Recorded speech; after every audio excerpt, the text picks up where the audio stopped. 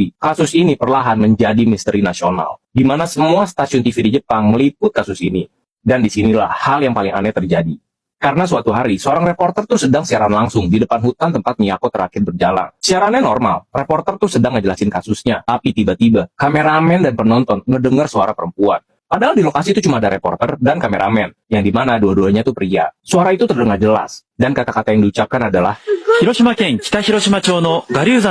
ini sangat menyakitkan. Kenapa cuma aku? Kalimat itu terekam saat live dan didengar ribuan orang. Sejak saat itu, banyak orang percaya suara tersebut adalah arwah Miyako yang sedang mencoba berbicara.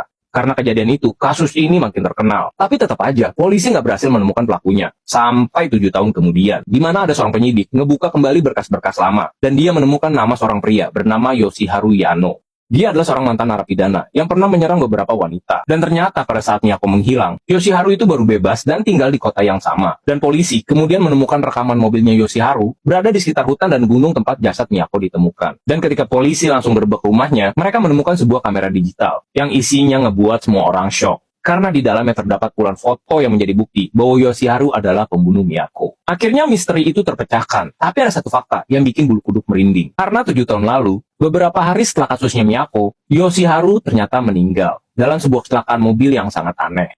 Karena mobilnya berulang kali menghantam pembatas jalan tanpa alasan yang jelas. Jadi mobil itu maju, mundur, terus-terusan nabrak pembatas jalan, sampai mobilnya kebakar. Mana di dalam mobil itu ada Yoshiharu dan ibunya, dan dua-duanya tewas di mobil itu. Sejak saat itu, banyak orang mulai menghubungkan semuanya. Suara misterius saat siaran langsung, kematian aneh Yoshiharu, dan kasus Miyako yang akhirnya terungkap. Sebagian orang percaya itu hanya kebetulan.